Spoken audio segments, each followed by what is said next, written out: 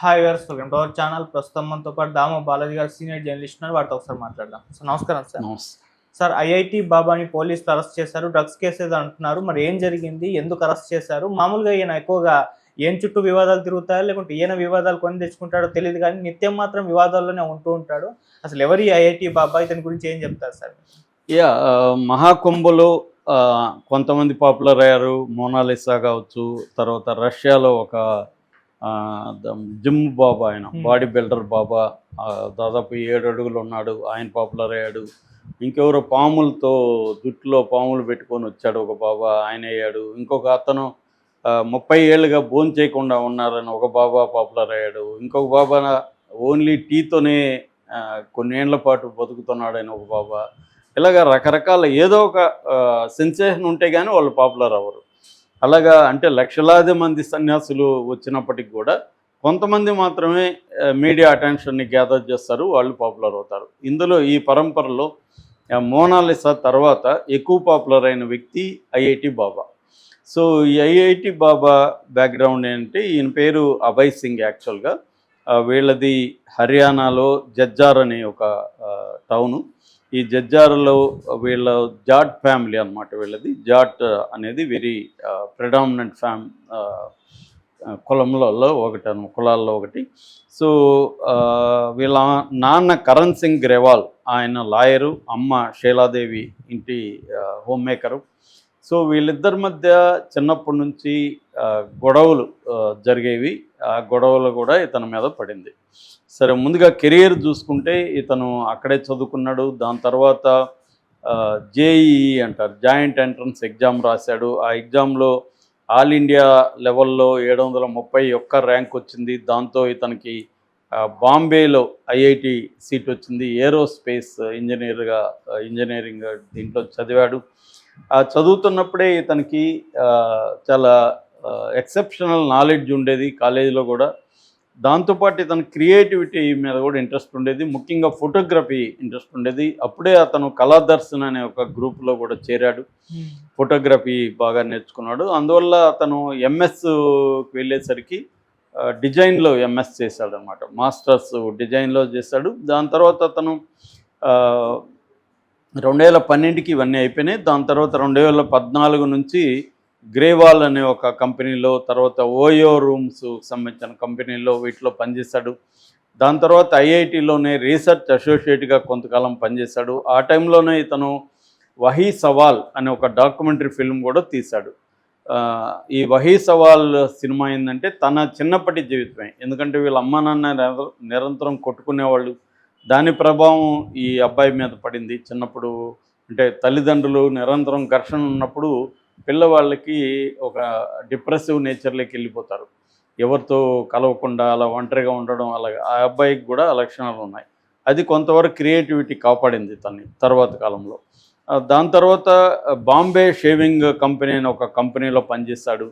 దాని తర్వాత 2019కి కెనడా వెళ్ళిపోయాడు. ఎక్కువగా మనకు హర్యానా, పంజాబ్ వాళ్ళు ఎక్కువగా కెనడా, అమెరికాకి వెళ్ళే వాళ్ళలో ఎక్కువ భాగం ఆ ఏరియాలో ఉంటారు.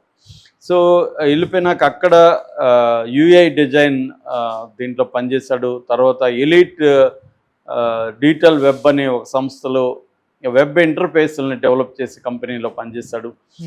పనిచేస్తున్నప్పుడు ఇతనికి గర్ల్ ఫ్రెండ్ కూడా ఉండేది. ఒక 4 ఏళ్ళు గర్ల్ ఫ్రెండ్ ఉన్నింది. బట్ ఆమెను పెళ్లి చేసుకోవాలని తను అనుకోలేదు. ఎందుకంటే పెళ్లి పట్ల ఇతనికి చిన్నప్పుడే విరక్తి ఉంది అమ్మ నాన్నని చూసి.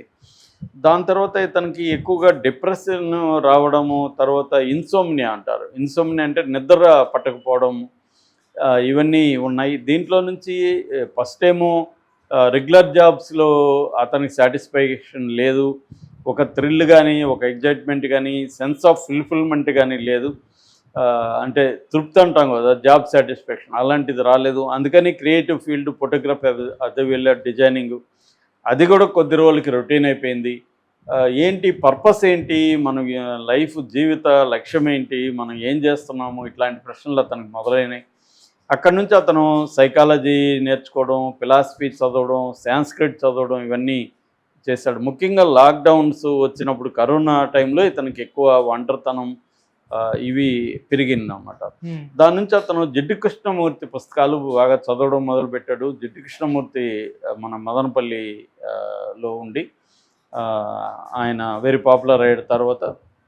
సో ఆ జిడ్డు కృష్ణమూర్తి పుస్తకాలు ఈయన చదివాడు. దాని తర్వాత ఇస్కాన్ వాళ్ళతో పరిచయాలు వచ్చాయి. అక్కడి నుంచి తనకు కొద్దిగా స్పిరిచువలిజం మీద ఇంట్రెస్ట్ పెరిగింది.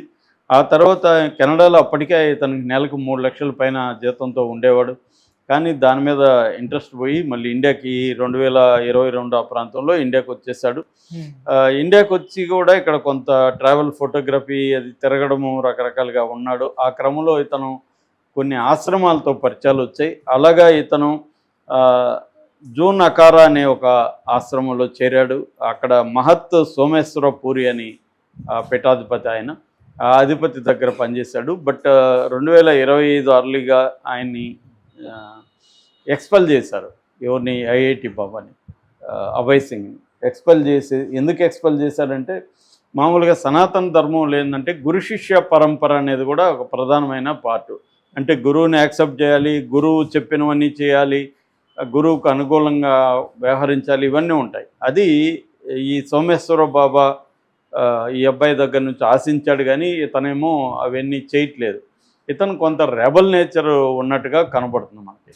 నేను ఎందుకు ఇవన్నీ చేయాలి, అసలు ఇతను ఫేక్ బాబా లాగా ఉన్నాడు, ఇతనికి ఏం తెలియదు అనేది తనకు అనిపించింది. దాంతో ఇతను ధిక్కరించడం మొదలుపెట్టేసరికి ఇతన్ని బహిష్కరించాడు ఆశ్రమం నుంచి బయటకు వచ్చేసాడు. ఈ లోపల కుంభమేళ జరుగుతుంటే ఇక్కడికి వచ్చాడు. ఇతని హైఫై బ్రహ్మాండమైన ఇంగ్లీష్, కన్నడలో ఇక్కడంతా పనిచేస్తాడు. ఐఐటి ముంబై కాబట్టి మంచి ఇంగ్లీష్ మాట్లాడుతున్నాడు, నాలెడ్జ్ ఉంది, ఒక విషయాన్ని చెప్పడం ఎలా చెప్పాలి, అది కూడా హ్యూమర్ ఉంది మనిషిలో. వీటన్నిటి వల్ల మీడియా అట్రాక్షన్ విపరీతంగా వచ్చేసింది. ఇతనికి ఐఐటి బాబా అని పేరు పెట్టారు. ఇతనికి నిజానికి మసాని గోరక్ అని, రాఘవ్ అని, తర్వాత జగదీష్ అని ఇలా కూడా అతను పేర్లు పెట్టుకున్నాడు. కానీ ఫైనల్గా ఐఐటి బాబా అనేది పాపులర్ అయిపోయింది. ఇది అలాగా మీడియా అంతా కూడా ఐఐటి బాబా అని విపరీతంగా, ఇతను కూడా ఎవరు పిలిచినా ఇంటర్వ్యూలు ఇవ్వడం, మన మోనాలిసా ఎలా చేసిందో ఇతను అలా చేశాడు. ఇక్కడ మన లేడీ అఘోరి చేసినట్టు ఇతను కూడా మీడియా పిచ్చి అవన్నీ మొదలైనవి. సో మీడియాలో మాట్లాడడం ఇవన్నీ చేయడం మొదలుపెట్టాడు. ఎందుకంటే ఇతను హిందీ ఇంగ్లీష్ అనర్గళంగా మాట్లాడతాడు కాబట్టి నేషనల్ మీడియా ఇతన్ని గట్టిగానే మెయిన్ స్ట్రీమ్ మీడియా విపరీతంగా ఫోకస్ చేసింది. సో ఈ క్రమంలో ఇతను మొన్న అక్కడ ట్రోఫీ జరిగింది కదా దుబాయ్లో, ఛాంపియన్ ట్రోఫీలో పాకిస్తాన్ గెలుస్తుందని ముందు జోస్యం చెప్పాడు ఇతను. దాన్ని విపరీతంగా మీడియా ప్రచారం చేసింది. ఏమో ఏంది తప్పైంది, ఇండియా గెలిచింది. దాంతో ఒక ఛానల్ డిబేట్కి పిలిచింది. అక్కడ నోయిడాలో అక్కడ కొంతమంది సన్యాసులు వచ్చి ఇతని మీద దాడి చేశారు. హిందూ సంఘాలన్నీ కూడా ఇతన్ని తీవ్రంగా పాకిస్తాన్కి పంపించేయండి, ఇతను హిందూ ద్రోహి, అలాగే కూడా హిందూ సంఘాలు కూడా ఇతని మీద తీవ్రంగా విరుచుకుపడ్డాయి. దాంతో ఇతను వాళ్ళందరికీ సమాధానం ఇచ్చాడు. నాకు అనిపించింది చెప్పాను, తప్పైతే దానికి నేను హిందూ వ్యతిరేక ఎందుకో, హిందూ దీనికి ఏం సంబంధం, ఇవన్నీ కూడా మాట్లాడాడు. పోలీస్ కంప్లైంట్ ఇచ్చాడు. దాని తర్వాత అది కొద్దిగా సర్దుమణిగింది.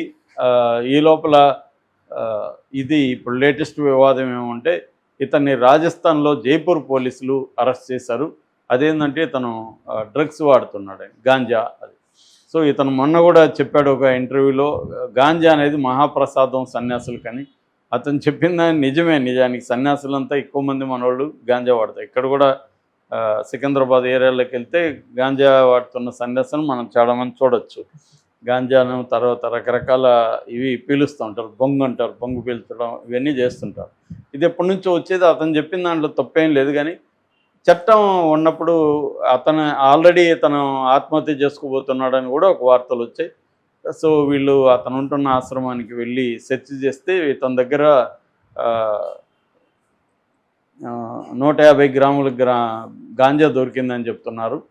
సో మామూలుగా అయితే 150 కాదు, 1.5 గ్రామ్ దొరికిందని చెప్తున్నారు. మామూలుగా ఈ ఎన్డీపీఎస్ అంటే narcotic drugs and psychotropic substances act అన్నమాట. ఈ యాక్ట్ ఏం చెప్తుందంటే మినిమం 100 గ్రాముల లోపల ఉంటే బెయిల్ ఇచ్చేయచ్చు. ఎందుకంటే 100 గ్రాములు అనేది పెద్ద ఎక్కువ అమౌంట్ కాదు. 100 గ్రాముల లోపల ఉంటే, మామూలుగా అయితే 100 గ్రాముల వరకు అయితే 6 నెలలు జైలు శిక్ష లేదా ఫైను లేదు జైలు శిక్ష ప్లస్ ఫైను ఇలాగా ఉంటుందన్నమాట. సో ఇతని దగ్గర 1.5 గ్రామే ఉండింది కాబట్టి పెద్ద ఇది లేదని కేసు అయితే పెట్టారు. ఎందుకంటే కేసు పెట్టారంటే అబ్జర్వేషన్లు ఉంటారు, ఇతను ఇలాగా మాట్లాడితే ఇబ్బంది. అతనేమన్నా అంటే నాది ఇది ఈరోజు బర్త్డే, 35వ బర్త్డే, దాన్ని జరుపుకోవడానికి నేను కొద్దిగా లైట్గా తీసుకున్నానని మీడియాతో తర్వాత కూడా అతను డినై చేయట్లేదు, చెప్తున్నాడు తీసుకున్నాను నేనని. ఏదేమైనా అంటే పర్పస్ ఆఫ్ లైఫ్ కావచ్చు, లేకపోతే ఒక శూన్యం, ఆయనే చెప్పే భాషలో లైఫ్లో ఒక శూన్యం కావచ్చు, ఒక వాయిడ్ అంటారు, అలాంటి ఇది నన్ను వెంటాడుతూనే ఉన్నాయని నాకు తెలిసి ఇప్పటికి కూడా అతను దాని నుంచి బయటకు వచ్చినట్టుగా కనబడలేదు. చాలామంది అనుకుంటారు కానీ సన్యాసంలోకి వెళ్ళిపోతే వాళ్ళు ప్రశాంతంగా ఏమంటారు, అక్కడ పవర్ స్ట్రగుల్ ఉంటుంది. ఇప్పుడు గత ఆశ్రమం నుంచి తను బయటకు పోవడానికి అదే కదా, గురువుని ధిక్కరిస్తే, గురువుని ప్రశ్నిస్తే ఇతను ఇదవుతాడు. సో స్పిరిచువలిజం అనే పేరే కానీ అది ప్రాక్టీస్లో మాటలు చెప్పినంత మాత్రాన అతను ఏమి సమభావన లేకపోతే అందరినీ సమంగా చూడడం ఇవన్నీ ఏమి వచ్చేవి. అది ప్రాక్టీస్లో రావాల్సిందే. అది కొంతమందే సాధించగలరు కానీ మిగతా సన్యాసులంతా ఇలాగా డ్రగ్స్కి అలవాటు అయిపోవడం, లేకపోతే